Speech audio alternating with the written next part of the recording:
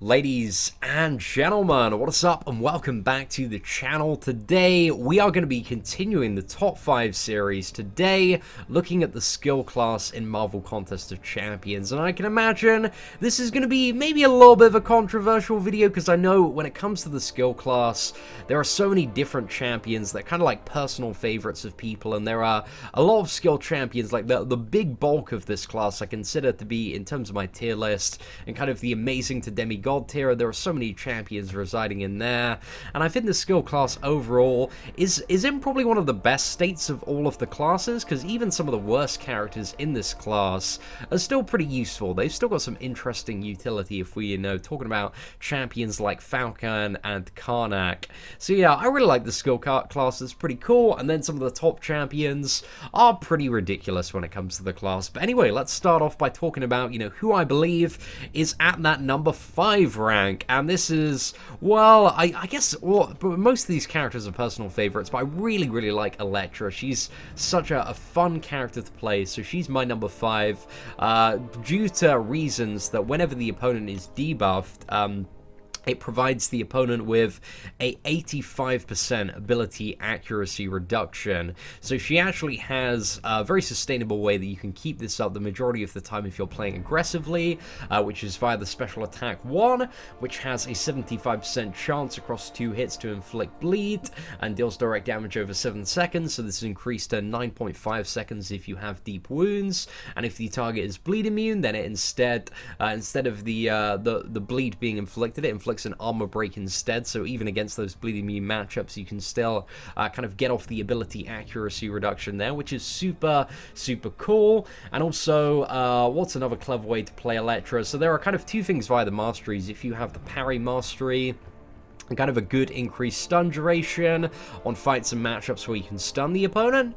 You can get the stun in from the parry and then do like 3 hits, and they're going to be stunned for that. So you can do like a medium, light, medium combo, and then kind of just rinse and repeating that if you're fighting somebody like an Electro or a Magic, where you need that ability accuracy reduction up as much as possible. So yeah, she's got some really solid damage output kind of throughout the fight, a very nice bleed effect, and then when the opponent is below 25% health when Elektra is awakened, if she's not awakened, this is 15%.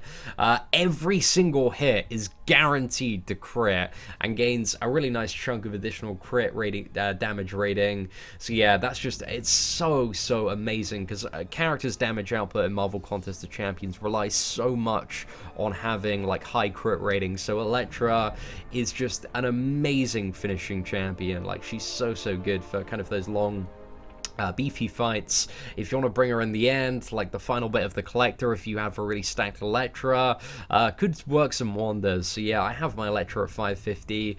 I don't really play her too much anymore, just because I have like some crazy champions.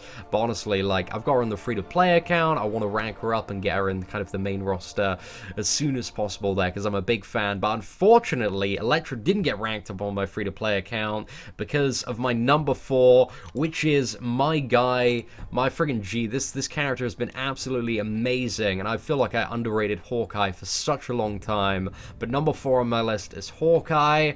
Like, this character is just a progression MVP, and just amazing for kind of all these challenges that we've seen in the past come up, wherever like Power Flood is kind of a challenging factor, because the special attack 1 deals a pretty strong bleed that's equivalent to roughly about double his attack, but simultaneously depletes 40% of the target's maximum power. So yeah, just an absolutely huge power drain on the special 1.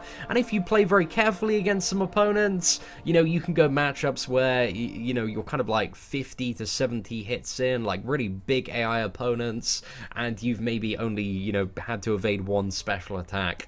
So yeah, I really like Hawkeye. I think he's a really nice damage dealing champion. The power drain is awesome, and also when he is awakened, he has a very strong bleed for kind of the first 60 seconds of the fight, so that can be kind of a nice damage boost there. But this character as well synergizes very nicely with deep wounds. But yeah, just spam the special 1 and win. But I really like Hawkeye. I feel like he's a very simple yet a very effective champion. Now, number 3 is one of the characters, well, one of the new characters this month, which Now, before I get too much into this character, I will make you very aware, like I did on every single review, that for Ragnarok, he's my number 3 option, but only when this character is as a 4 or 5 star version, when he's awakened, when he's dupe level 60, and when you've got a synergy team with Hulk. And this character is just like really, really awesome damage output when you get into that level.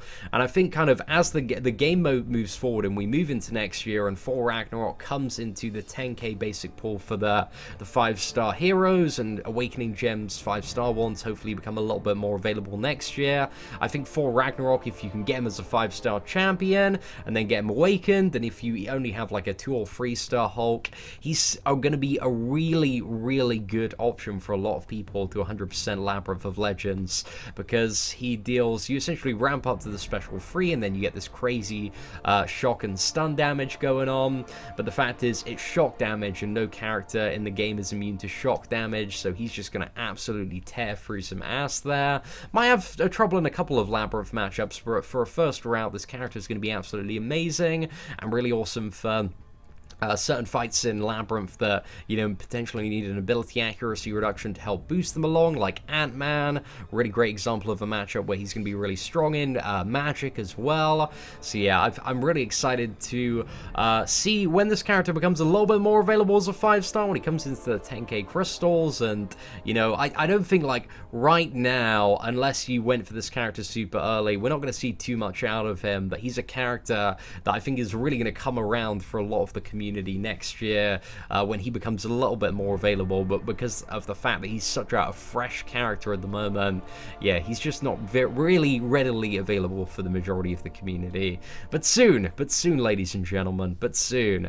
Anyway, now we move on to the number 2 on the list, which is she's been my bae for so long. I've had this champion as a 5-star rank 4 unawakened for the longest time, and she has served me so incredibly well throughout so many challenges and a lot of progression, and that is Gwenpool. Gwenpool is just an absolutely fantastic champion, incredible burst damage output, synergizes so well with the Suicide Masteries and Marvel Contest of Champions, you know, is an absolute bleed machine, synergizes really, really well with deep wounds, and then also whenever the opponent is bleeding, per stack of bleed you have like a 3% chance to stun. So, you know, in those crazy scenarios where you might get like 7 to 10 stacks of bleed, and those scenarios do happen, like you just have a crazy chain stun fiesta where you can go absolutely ham. And then kind of on top of that, you have, I don't really use the special one, and I don't really see the kind of benefit in it, because I think the special 1 attack for the, you know, in the testing that I've done, usually results in kind of a loss overall in terms of Gwenpool's damage, because the incinerate that it applies like eats up very, very valuable bleeds. So I'm not a huge fan of that. And also when you get into those big boss fights with the special 3, you want to make sure that your armor break is continually being sustained by your bleeds and not being, you know, dropped off by a very poor incinerate.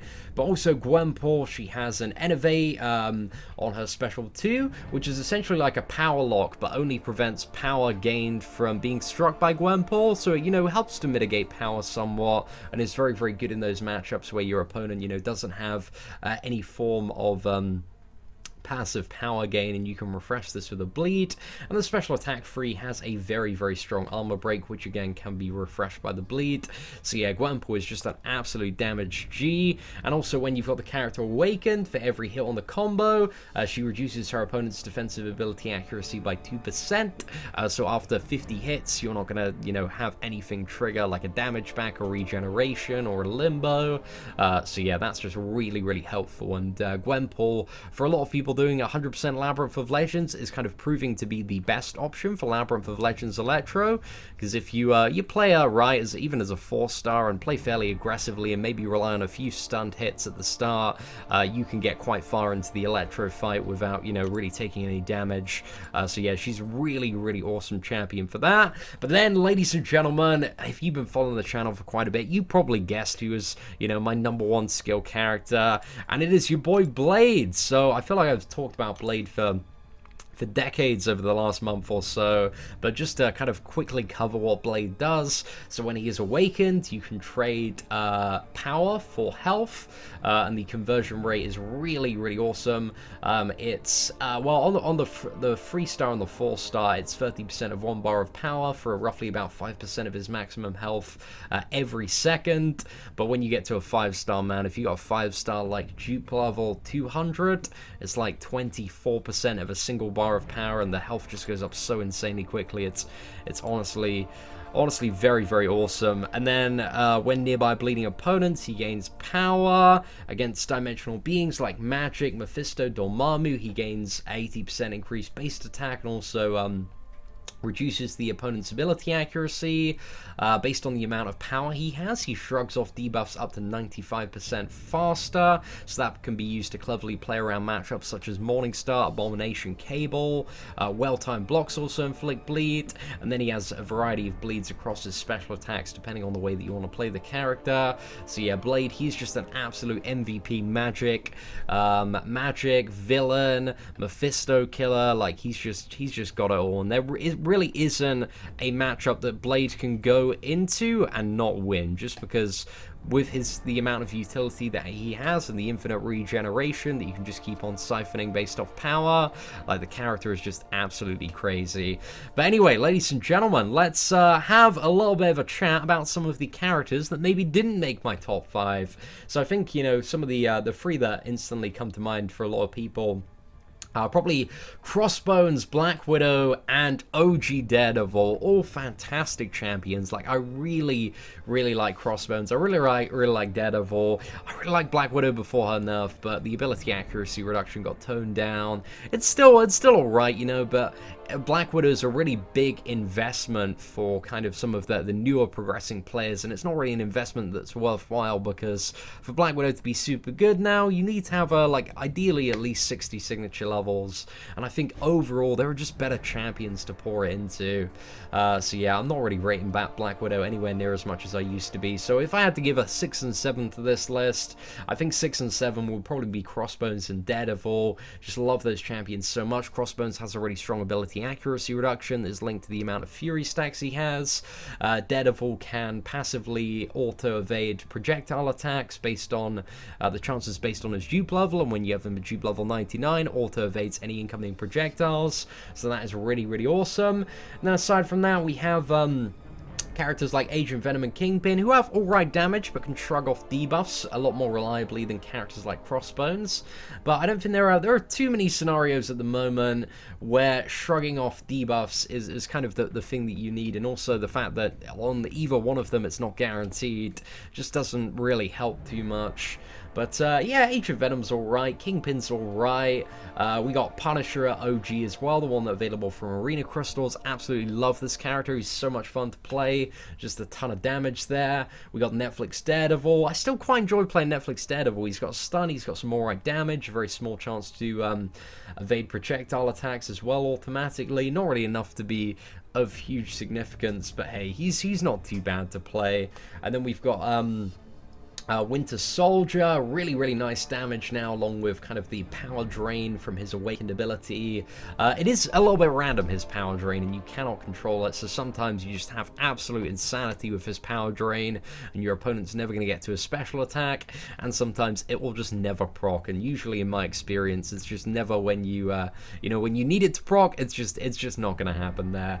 So yeah, Winter Soldier, he's a lot more fun to play than he was pre-12.0. Then we have Black Panther. Black Panther has some awesome damage. We're referring to just the OG version just above my head right now.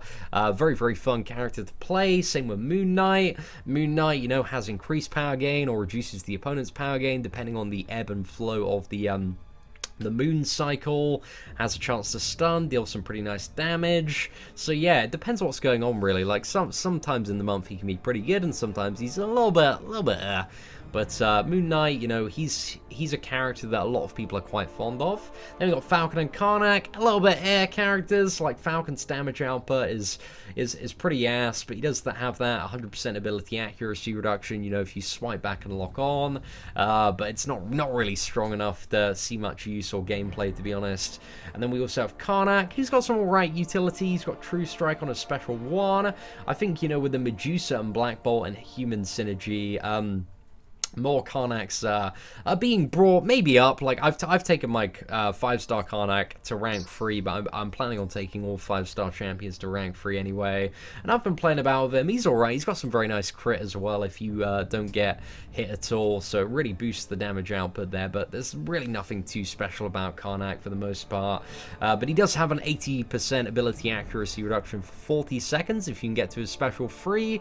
But the majority of scenarios where you need the ability accuracy reduction, you need it kind of immediately, so it's not too helpful there. And then finally we have Black Panther Civil War, who is a very ass champion to play, but he makes for an amazing Alliance War defender. He's so annoying to fight, especially on armor up nodes if you're not used to him. So yeah, Black Panther Civil War is, you know, he absolutely wrecks people who rely a little bit too much on parry on Alliance War defense. But in terms of playing this character, he's got absolutely nothing going for him. So yeah, just don't even bother playing a Black Panther Civil War, in my opinion. Just, you know, if you're gonna rank him up, chuck him on Alliance War defense.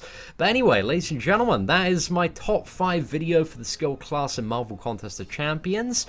Hopefully you enjoyed kind of my perspective on this, but let me know in the comments below, what are your top 5 skill champions? Like, is your list fairly similar? Do you know, would you reorder them slightly? Let me know in the comments below. Apart from that, ladies and gentlemen, thank you so much for watching. Take care, and I hope that you have an absolutely fantastic day.